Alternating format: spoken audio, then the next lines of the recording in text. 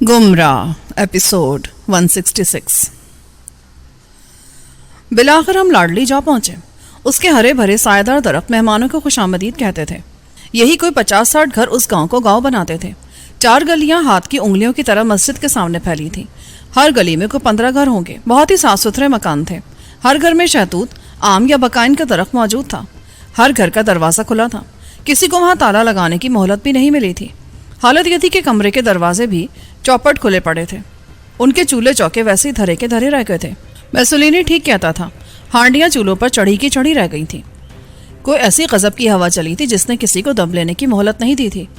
हालत यह थी कि कई सहनों में जूते पहनने की भी लोगों को इजाज़त नहीं मिली थी। वो भी जा बजा बिखरे पड़े थे। हमने तकरीबन सारे ही घर देख लिए।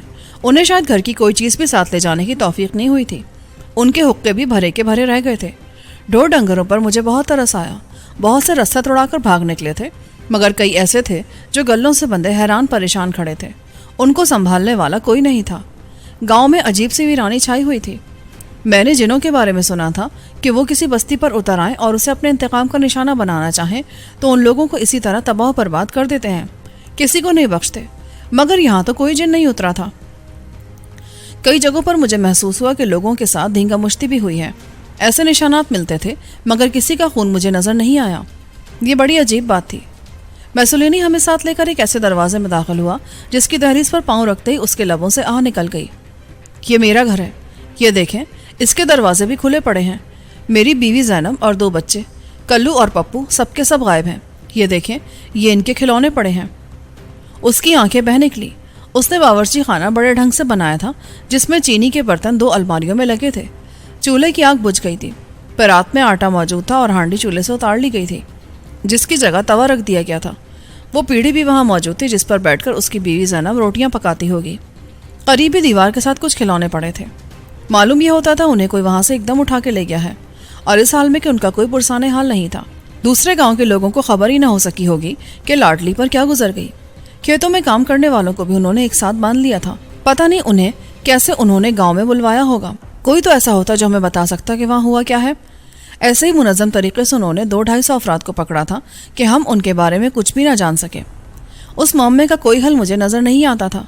गांव के लोगों में कोई ना कोई फ़र्द बीमार तो होगा, कोई वहाँ से गैर हाजिर भी होगा।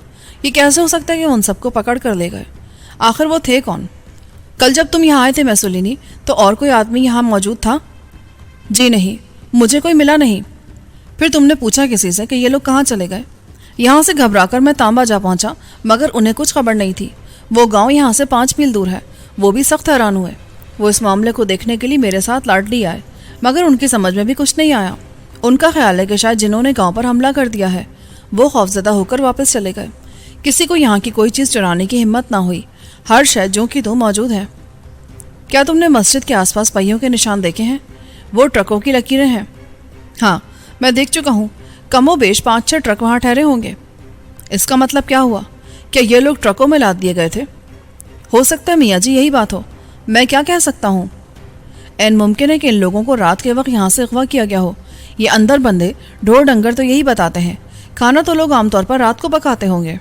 जी हाँ, मेरा भी यही ख्याल है। वो ऐसा ही वक्त होगा जब सब लोग घरों में मौजूद होंगे। मैसोलिनी ने चौंकते हुए कहा। उसने इस मामले पर गौर ही नहीं किया था। आप ठीक कहते हैं मियाँ जी, बात कुछ ऐसी है। तो फिर क्या ख्याल है तुम्हारा? ये ट्रक किधर निकले होंगे? मेरी माने तो हमें इन ट्रकों का पीछा करना चाहिए और पुलिस को भी इत्तला दे दें। ये बहुत ज़रूरी है। मेरे सामने पुलिस का नाम मतलब गुल खान। इतना बड़ा हादसा हो गया और अब तक उनका कोई आदमी यहाँ नहीं पहुँचा। चलो तुम गाड़ी स्टार्ट करो। मैंने गाड़ी की जाने बढ़ते हुए कहा। हमारी स्टैंड गनें कार के अंदर रखी हुई थीं। पिस्तौल और छुरे हमारी जेबों में मौजूद थे, और मैं सोच रहा था कि वो कैसे ताकतवर लोग होंगे जिन्होंने एक पूरी बस्ती को उजाड़ कर रख दिया। वो बिलाशुबा दिलेरी लोग थे। उनको ललकारना कोई आसान काम नहीं था। वो ट्रक लेकर आए और हंसते बसते घरों को उजाड़ कर चले गए। अभी हम कार में बैठे ही देखे पीछे से हमें गली में से किसी ने पुकार कर कहा, ओ भाई, मेरी बात सुनो, खुदा के लिए हमें भी साथ ले चलो। हम तीनों ये आवाज़ सुनकर कार से बाहर निकल आए। गली में हमें एक आदमी एक औरत के सहारे लड़खड़ाता हुआ नजर आया। वो बहुत ज़्यादा बीमार दिखाई देता था। औरत उसको बड़ी मुश्किलों से संभाले हुए थी। दोनों जवान दिखाई देते थे, मगर मर्द की सत्या खत्म हो रही थी। उससे 2 कदम भी सहारे के बिना चला नहीं जाता था। उनको इस उजाड़ बस्ती में जिंदा देखकर मुझे यह एहसास हुआ जैसे 2 मुर्दे एक दूसरे का हाथ पकड़े बरज़ख में से गुजर रहे हों। ہم تینوں تیزی سے ان کی طرف بڑھے۔ مرد کی آنکھوں میں آنسو تیرنے لگے، عورت بھی آبدیدہ ہو رہی تھی۔ اوئے خیرہ، یہ تو ہے؟ پر یہ کون ہے تیرے ساتھ؟ اسے تو میں نے یہاں پہلے کبھی نہیں دیکھا۔ میسولینی نے اس لڑکی کو پہچانتے ہوئے کہا، یہ ہمارا مہمان ہے، میرے خالو کا لڑکا تاج دین۔ اسے بہت سخت کس چڑھی ہے چاچا، پتہ نہیں اس کا کیا بنے گا۔ پر اس گاؤں کے لوگ کہاں چلے گئے؟ تو کیسے بچ گئی؟ یہ قصہ کیا ہے خیرہ؟ میسولینی نے اس مرد کو سہارا دے کر کار کی طرف بڑھاتے ہوئے کہا، کچھ نہ پوچھ چاچا، یہ پرسوں شام کی بات ہے۔ رات عشاء کی نماز کے بعد وہ لوگ گاؤں پر آ چڑھے۔ ان کے پاس ٹرک تھے، 5 ٹرک تھے اور وہ 15-16 آدمی تھے۔ ان کے پاس بندوقیں تھیں۔ وہ گلیوں میں پھیل گئے، 4-4 کی ٹولی بنا کر، اور ہر گھر کے تمام لوگوں کو وہ بندوق کے زور پر ہانک کر لے گئے۔ کسی کو بھی انہوں نے نہیں چھوڑا، یہاں تک کہ چھوٹے بچوں کو بھی لاد کر لے گئے۔ لوگوں نے بہت شور مچایا مگر وہ گولیاں چلا رہے تھے، ہوائی فائرنگ کر رہے تھے۔ تاج دین اس وقت اندر کی کوٹری میں تھا۔ میرے باپو اور میری ماں اور میرے چھوٹے ویروں کو انہوں نے آگے لگا لیا۔ میں انہیں نظر نہیں آئی، میں کوٹری میں جا گھسی تھی۔ پڑولے کے پیچھے چھپ کر میں نے اپنی جان بچائی۔ تاج دین بھی وہیں چھپ گیا۔ ان لوگوں نے سارے گاؤں کو پکڑ کر ٹرکوں میں لاد دیا۔ وہ منہ پر نقاب پہنے تھے، بڑے بڑے منڈاسے باندھ کر آئے تھے، صرف ان کی آنکھیں نظر آتی تھیں۔ ہر ایک کے پاس بندوق تھی۔ وہ روتے بلکتے بچوں کو بھی نہیں چھوڑتے تھے۔ پر وہ تھے کون؟ کچھ پتہ نہیں چاچا، وہ بلائیں تھی جو اس گاؤں کو برباد کر گئیں۔ اسی خوف سے تاج دین بیمار ہو گیا۔ مجھے بھی کل سے کسنے آ لیا ہے، اس کو بھی بخار چڑھ گیا۔ آپ کی آواز سن کر ہم بڑی مشکلوں سے کوٹری سے باہر نکلے۔ پتہ نہیں میرے ویر منیر اور صغیر کا کیا حال ہوگا۔ میرے باپو کو بھی وہ باندھ کر لے گئے اور میری اماں کو بھی۔ کل سے کوئی آدمی یہاں نہیں آیا؟ نہیں، کوئی بھی نہیں آیا۔ اور پھر ہمیں ہوش ہی کہاں تھا، ایسا بخار چڑھا کہ اٹھنا مشکل ہو گیا۔ خدا کے لیے ہمیں کوئی دوا لا دو، تاج دین بہت بیمار ہے۔ اس پر لعنت بھیج، یہ ٹھیک ہو جائے گا۔ ہمیں بتا کہ وہ کہتے کیا تھے۔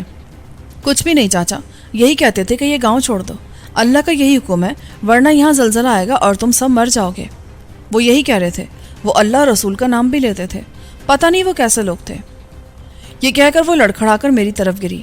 اسے میں نے سنبھالا تو پتہ چلا کہ اسے بھی کم از کم 103 درجے کا بخار ہے۔ وہ تپش سے پھونک رہی تھی۔ تاج دین کا بھی یہی حال تھا، اس سے آنکھیں نہیں کھولی جاتی تھیں۔ وہ زمین پر پڑا ادھموا ہو رہا تھا۔ ان کے لیے پانی لاؤ گل خان، فٹافٹ، کوئی گھڑا مل جائے تو وہ بھی لے آنا۔ گل خان اسی وقت گھر میں جا گھسا۔ اس عرصے میں خیرہ کو سنبھالے رہا۔ اس کی عمر یہی کو 16-17 سال ہوگی۔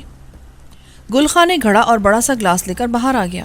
پتہ نہیں میرے دل میں اس وقت ان کے لیے کیسی ہمدردی جاگ رہی تھی۔ اس نے گلاس بھر کر میری طرف بڑھایا تو میں نے اسے زمین پر رکھ کر اپنی انگلی پھیری اور پھر اس کا ایک گھونٹ خود پی کر کہا، لو خیرہ، تم یہ پی لو، انشاءاللہ ٹھیک ہو جاؤ گی، سارا پی لو۔ اس نے مجھے بڑی بیچارگی کی نگاہ سے دیکھا۔ نہیں، پہلے تاج دین کو پلا دیں، اس کی حالت دیکھ رہے ہیں نا میاں جی، اس کو کوئی دوا بھی ضرور لا دیں۔ میں نے وہ گلاس تاج دین کی طرف بڑھا دیا۔ اس کی آنکھیں بند تھیں مگر حواس سلامت تھے۔ اس نے گلاس پکڑ لیا۔ اسے بسم اللہ کر کے پی جاؤ تاج دین، اللہ کرے گا تم ٹھیک ہو جاؤ گے۔ تاج دین نے گلاس منہ سے لگا لیا اور سارا پانی پی گیا۔ ایک دردیلی آہ اس کے لبوں سے نکلی اور گلاس اس نے زمین پر گرا دیا۔ وہ بالکل ہی بے سدھ ہو گیا تھا۔ اس کو یوں نڈھال دیکھ کر خیرہ تیزی سے آگے بڑھی اور اس کے پاس جا بیٹھی۔ تجھے کیا ہو گیا تاج دین؟ یہ تیری کیا حالت ہو گئی ہے؟ تم یہ پانی پی لو۔ گل خان، اندر سے کچھ نمک مل سکے گا تو وہ لے آؤ۔ وہ ایک بار پھر کھلے گھر میں جا گھسا۔ پتہ نہیں اسے نمک کا ڈبہ کیسے مل گیا۔ جب وہ باہر آیا تو بولا، لے سردار صاحب، یہ لیں، نمک بھی مل گیا ہے۔ میں نے ڈبہ اس کے ہاتھ سے لے کر اس میں سے تولا بھر نمک گلاس میں ڈالا اور اسے اٹھا کر میں خیرہ کے پاس جا پہنچا۔ تاج دین ابھی تک بے سدھ پڑا تھا اور اس کا سر خیرہ نے اپنے زانوں پر رکھ لیا تھا۔ مجھ سے گلاس لے کر اس نے ایک ہی گھونٹ میں خالی کر دیا۔ یوں لگا جیسے وہ بہت زیادہ پیاسی ہو۔ وہ ایک بار پھر تاج دین پر جھک گئی، اس کے ہاتھوں کی مالش کرنے لگی۔ مگر ابھی کوئی 10 منٹ ہی گزرے تھے کہ اس کی نڈھال آنکھوں میں چمک سی لہرانے لگی۔ یہی حال تاج دین کا ہوا، وہ بھی آنکھیں پھڑکانے لگا۔ وہ اپنے ہاتھ پاؤں کھول کر اٹھنے کی کوشش کر رہا تھا۔ خیرہ اس تبدیلی پر سخت حیران ہو رہی تھی۔ اس کی نبضیں اپنے معمول پر آنے لگی تھی۔ اچانک تاج دین زمین سے اٹھ بیٹھا۔ کیا حال ہے اب تمہارا؟ جی میرا تو خیال ہے میں تندرست ہو گیا ہوں صاحب جی، یہ دیکھیں کیسی تراوٹ آ گئی ہے میرے جسم میں۔ وہ اپنی کلائی ٹٹولتے ہوئے بولا۔ کوئی 5 منٹ بعد ہی تاج دین زمین سے اٹھ گیا۔ اس کے ساتھ خیرہ بھی کھڑی ہو گئی۔ صاحب جی، آپ نے تو کمال کر دیا، میں تو بالکل ٹھیک ہو گیا ہوں۔ اور میں بھی جی، یہ دیکھیں میری کلائی دیکھیں۔ اس کی نبض معمول پر آ چکی تھی۔ پھر میں نے تاج دین کی نبضیں دیکھیں، وہ بھی اس کی صحت کا پتہ دیتی تھیں۔ وہ دونوں تیزی سے آگے بڑھے اور انہوں نے ایک دم میرے قدم چوم لیے۔ کیا کرتے ہو بھائی؟ ہٹاؤ یہ قصہ، اللہ نے تمہیں صحت دے دی، بس یہی کافی ہے۔ آپ نے ہمیں نئی زندگی دی ہے خان جی، یہ آپ کے ہاتھ کا فیض تھا۔ خیرہ نے ایک بار پھر میرے قدموں پر سر رکھ دیا۔ نہیں خیرہ، یہ کیا کرتی ہو تم؟ چلو گل خان، انہیں کار تک لے چلو۔ میسولینی اور گل خان بھی سخت حیران تھے، ان کے منہ سے کوئی بات نہیں نکلتی تھی۔ وہ مجھے یوں دیکھ رہے تھے جیسے کوئی بلند و بالا پہاڑ کو دیکھتا ہے اور اپنی ہستی کو رائی برابر سمجھ رہا تھا۔ ان کے منہ سے کوئی بات نہیں نکلتی تھی۔ سردار صاحب، مجھے معلوم نہیں تھا سرکار کیا ایسی کرنی والے آدمی ہیں، مجھے بھی اپنا غلام بنا لے۔ یہ بندے مر رہے تھے، آپ کے ہاتھوں جی اٹھے۔ یہ کیسے ہو گیا سرکار؟ دیکھتے ہو تم، یہ بیمار تھے، پانی نے انہیں شفا دے دی اور بس۔ اب چلو کار میں بیٹھو۔ خیرہ، تم بے فکر ہو جاؤ، تمہارے ماں باپ اور بھائی سب مل جائیں گے۔ مجھے تو اب کوئی دکھ نہیں رہا سرکار، میرے مائی باپ بہن بھائی سب آپ پر قربان۔ میں تو اب آپ کی داسی بن کر رہوں گی۔ میری نبض دیکھیں، میں کہاں بیمار تھی، تو بھی تو بالکل بھلا چنگا ہو گیا ہے۔ خیرہ نے تاجدین کا رخ میری طرف موڑ دیا، وہ شاید پھر میرے قدموں کو ہاتھ لگا لینا چاہتی تھی۔ آپ ذرا رکے سرکار، میرے گھر میں ہر چیز موجود ہے، میں آپ کے لیے کھانا پکا دیتی ہوں، آئے میرے ساتھ۔ چاچا ان سے کہو اس گاؤں میں برکت آ جائے گی، ان کے پھیرے سے گاؤں آباد ہو جائے گا۔ انہیں کہو چاچا، تم بھی ان سے عرض کرو تاجدین سرکار ذرا رک جائیں۔ میری انا اس کے لفظوں سے کسی برق رفتار گھوڑے پر سوار نہیں ہوئی، میں اس سے شرمندہ ہوا جاتا تھا۔ خیرہ ٹھیک کہتی ہے سرکار، ذرا رک جائیں، کھانا کھا کر چلتے ہیں۔ میسولینی نے بڑی لجاجت سے کہا۔ ٹھیک ہے بھائی، چلو ہم اس کے گھر چلتے ہیں۔ آؤ، اب تمہارا کیا حال ہے تاجدین؟ سرکار میں تو ایسا ہو گیا ہوں جیسے کبھی بیماری نہیں تھا، اس نے میرے ہاتھ چومتے ہوئے کہا۔ قصہ مختصر، خیرہ ہمیں اپنے گھر لے گئی، اپنے ہاتھوں سے اس نے ہمیں کھانا بنا کر کھلایا۔ ہم نے کھانا ختم کیا اور کہا، اچھا خیرہ، اب ہم چلتے ہیں، ہمیں ان لوگوں کو تلاش کرنا ہے، تم دونوں ادھر ہی رہو اور گاؤں کا خیال رکھو، ہم تمہیں اطلاع دے دیں گے۔ یہ کہہ کر میں نے بڑی شفقت سے اس کے سر پر ہاتھ پھیرا اور میسولینی کے ساتھ اسی وقت باہر آ گیا۔ میسولینی اور گل خان میرے دائیں بائیں چل رہے تھے۔ ہم کار میں جا بیٹھے، مگر سوال یہ تھا کہ ہم کدھر جائیں۔ گل خان بھی فکر مند تھا اور میسولینی بھی۔ ہم ایک عجیب سی صورتحال سے دو چار تھے۔ آسیہ کی آرزو نہ ہوتی، اسے لاڈلی گاؤں کے مزاروں کا خیال نہ ہوتا، تو میں کبھی اس راہ پر قدم نہ رکھتا۔ مجھے اس سے کیا لینا دینا تھا؟ کیا کریں سردار صاحب، پتہ نہیں وہ لوگ کس طرف نکلے ہیں۔ میں تو خود حیران ہوں میسولینی، تلاش تو اس شے کی ہوتی جس کا ٹھکانہ معلوم ہو، مگر خیر تم گاڑی چلاؤ، ٹرک اسی طرف نکلے تھے، خیرہ یہی بتا رہی تھی۔ وہ تو کوٹری میں بند رہی تھی، اس نے کہاں دیکھا ہوگا انہیں؟ کوئی بات نہیں، پیچھے تو وہ نہیں جا سکتے تھے۔ ابھی گل خان نے گاڑی سٹارٹ نہیں کی تھی کہ گلی میں مجھے خیرہ بھاگتی نظر آئی، یوں لگتا تھا کہ وہ اڑ رہی ہے۔ دو چھلانگوں میں اس نے گلی عبور کی اور سیدھی ہمارے پاس آن پہنچی۔ وہ میرے پاس آ کر رکی اور بولی، سرکار ادھر ہے میرے ساتھ، ان کا ایک آدمی سخت زخمی ہو چکا ہے، میں نے دیکھا ہے، وہ ابھی زندہ ہے، اس کو پکڑے سرکار، شاید اس کے پاس بندوق ہے مگر گولیاں کوئی نہیں ہیں، میں خود دیکھ کر آئی ہوں۔ ہم تینوں فوراً ہی کار سے اتر آئے۔ ادھر آئیں، میں آپ کو دکھاتی ہوں، وہ بہت زخمی ہو رہا ہے۔ چلو، اس کو تو ضرور دیکھنا چاہیے۔ سرکار، اس نے کرم علی کو مار دیا ہے، اس کی لاش وہاں پڑی ہے پچھلی کوٹری میں نے خود دیکھا ہے۔ اچھا، کوئی آدمی بھی مار دیا اس نے؟ میسولینی اس کی بات توجہ سے سن رہا تھا۔ کرم علی کے بارے میں وہ سن کر بولا، اس کا بیڑا غرق، کرم علی کو کیسے مار دیا اس نے؟ اس کی رفتار اور تیز ہو گئی، اب وہ ہم سب سے آگے تھا اور دوڑنے لگا تھا۔ کچھ ہی دیر بعد خیرہ ہمیں اپنی گلی کے عقب میں لے گئی، وہاں سے ایک مکان کے فاصلے پر دوسری گلی شروع ہو جاتی تھی۔ پہلے ہی دروازے پر وہ رک گئی۔ سرکار، وہ اسی مکان میں ہے، وہ کرم علی کے سب گھر والوں کو لے گئے، پتہ نہیں اس پر گولی کس نے چلائی ہے۔ وہ سب بہت محتاط ہو کر دروازے میں داخل ہوئے، مگر خیرہ کو کسی بات کی پرواہ نہیں تھی۔ وہ صحن میں سے گزر کر کمرے میں جا گھسی۔ میں نے پستول ہاتھ میں لے لیا۔ گل خان اور میسولینی بھی مسلح تھے۔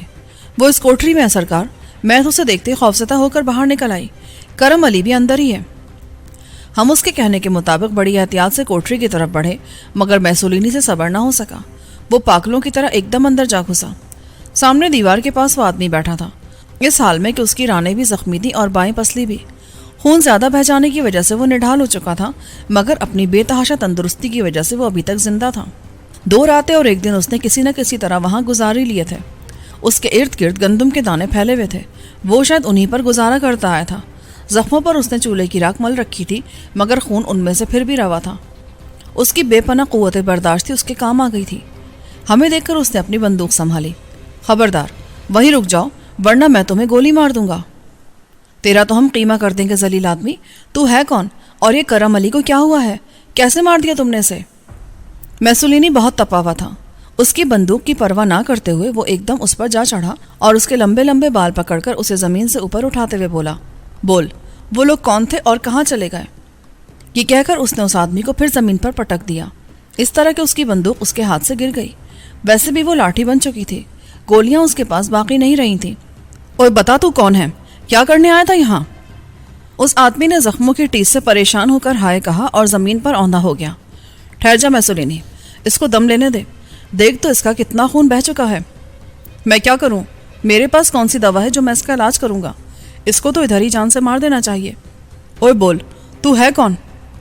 مگر وہ جواب ہی نہیں دے پا رہا تھا. اتنے میں خیرہ اس کے لیے پانی کا گلاس لے آئی.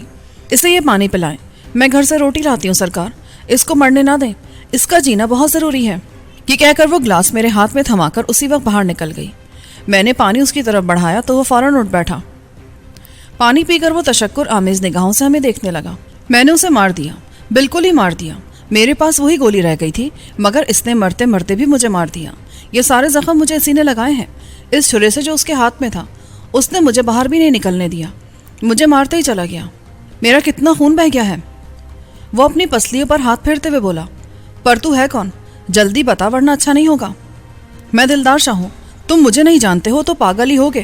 ایک زمانہ مجھے جانتا ہے. پر تو یہاں آیا کیسے؟ وہ لوگ کیا ہوئے؟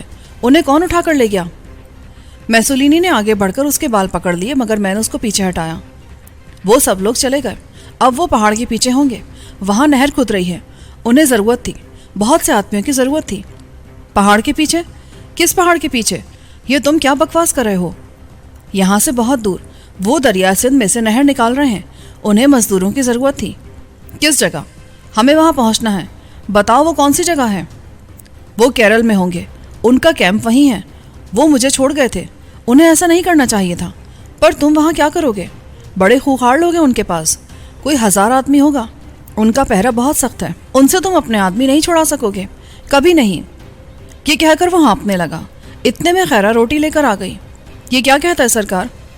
کچھ بتا رہا ہے, کہتا ہے وہ لوگ کیرل چلے گئے ہیں, روٹی دو اسے. مگر جیسے ہی خیرہ نے اس کے سامنے روٹی رکھی تو مجھے یہ احساس ہوا کہ اس آدمی کا گھٹنا ٹوٹ چکا تھا, اس کی ٹانگ سوج رہی تھی, وہ وہاں سے ہل نہیں سکتا تھا. چھرے کے زخم تو اتنے گہرے نہیں تھے جتنے وہ ظاہر کر رہا تھا. اس کا مطلب یہ تھا کہ کرم علی نے اس کا بہت ڈٹ کر مقابلہ کیا تھا, یہاں تک کہ اس نے دلدار کا گھٹنا بھی توڑ دیا تھا. روٹیوں کی چنگیر اس نے کھینچ کر اپنے سامنے رکھی. خیرہ اچار بھی لے کر آئی تھی. دلدار نے 7 وقت کے بھوکے کی طرح اسے نگلنا شروع کر دیا. وہ ہر لقمے کو چبانا بھی بیکار سمجھ رہا تھا. گھٹنا اس نے چادر کے نیچے چھپا رکھا تھا.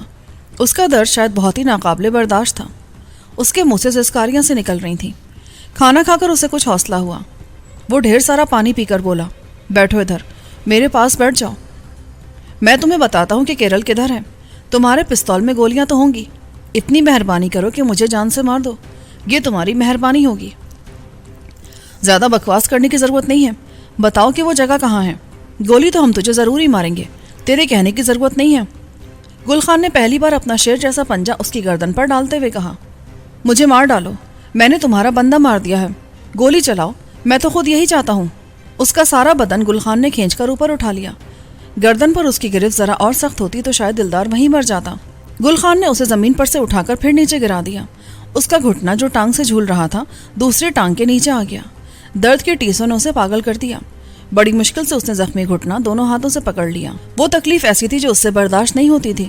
وہ گل خان سے جان چھڑانے کے لیے بولا, کیرل پہاڑ پور کے پاس ایک جگہ ہے, تمہارے سب آدمی وہاں ہوں گے. نظر شاہ کا یہی حکم تھا, وہی اس نہر کا ٹھیکیدار ہے. اس کو چھوڑ دو گل خان, آؤ میرے ساتھ, بہت دیر ہو چکی ہے, مجھے معلوم ہے وہ لوگ کہاں ہوں گے. گل خان نے پیچھے ہٹ کر اس کا پستول سے نشانہ لینا چاہا, مگر میں نے اس کا بازو نیچے گرا دیا. نہیں, اس کو یوں ہی مرنے دو. اور خیرہ, تم کرم علی کی لاش تاجدین سے کہہ کر اٹھوا لو, اگر یہ مر جائے تو اس کو بھی دبا دینا. سرکار, مجھے بھی ساتھ لے چلیں, میرے ماں باپ بھی تو وہیں ہیں. تم ادھر ہی رہو, آؤ گل خان, اور دفع کرو اسے. مگر میسولینی کو میں نہ روک سکا. اس نے پلٹ کر پستول کی گولی دلدار شاہ کے سینے میں اتار دی. وہ وہیں سینے پر ہاتھ رکھ کر زمیں بوس ہو گیا. میسولینی بہت تپا ہوا تھا. خیرہ بھی ہمارے پیچھے لپکتی چلی آئی, مگر جب اس نے میرے تیور دیکھے تو سر جھکا کر دوسری طرف نکل گئی. تم نے اچھا نہیں کیا میسولینی. کیا اچھا نہیں کیا؟ اس پر تو کتے چھوڑ دینے چاہیے تھے, پورا گاؤں تباہ کر دیا انہوں نے. जल्दी हम लाडली से निकलकर कच्ची पक्की सड़कें अबूर करके चश्मा बैराज जा रुके। वहां से जब हम उमर खेल पहुंचे तो उस वक्त तक रात हो चुकी थी। हम सारा रास्ता बिल्कुल खामोश रहे। गुल खान और मैसुलिनी अपनी अपनी सोचों में डूबे रहे। मुझे भी वो सफ़र बहुत ही अजीब सा लग रहा था। इतनी सारी जानों के तहफ़्फ़ुज़ के लिए हम पहाड़पुर जा रहे थे, मगर सामान हमारे पास कोई नहीं था। मेरा ख्याल था कि वो कुछ और नहीं तो मेरी उस करामत का ही जिक्र करेंगे, मगर नहीं। मालूम ये होता था कि वो मुझसे बहुत ज़्यादा मरूम है। रात का खाना हमने उमर खेल में ही खाया और फिर हम वहाँ रुके बगैर पहाड़पुर की तरफ चल दिए। कार आरामदेह थी, मगर रास्ता बहुत ज़्यादा नाहमवार और परेशान कुन थे। कभी कभी तो हम पक्के रास्तों पर जा चढ़ते थे, मगर केरल की खबर हमें मजबूर करती थी कि हम पहाड़पुर जाने की बजाय किसी करीबी रास्ते से गुजरकर केरल जा पहुँचे। मैसुलिनी के हौसले की मैं दाद देता हूँ। उसके चेहरे पर कोई थकन नहीं थी। हैरत मुझे ये थी कि उन लोगों ने इतनी दूर से बेगार के लिए लाडली पर हमला किया था। इसकी कोई ना कोई वजह तो ज़रूर होगी। कहीं ऐसा तो नहीं अली जो ने उन्हें उस गांव का पता दिया हो। सोचता होगा कि रकम वापस ना होने की वजह से गिरवी गांव जल्दी मुआहदे के मुताबिक उसकी मिल्कियत बन जाएगा। ऐसे में अगर पुराने मज़ारे वहाँ बैठे रहे तो उसकी दाल गलनी मुश्किल कर देंगे। वो उस जगह वो कोई और आदमी बसाना चाहता होगा, वरना किसी नहर के ठेकेदार को इतनी दूर से आदमी लाने की क्या ज़रूरत थी। हमारा पूरा दिन उस सफ़र में गुजर गया, मगर अभी तक हमें उस जगह का इल्म नहीं हो सका था जिसकी तलाश में हम सरगर्दा थे। कार फिर कच्चे और नाहमवार रास्तों पर जा चढ़ी थी।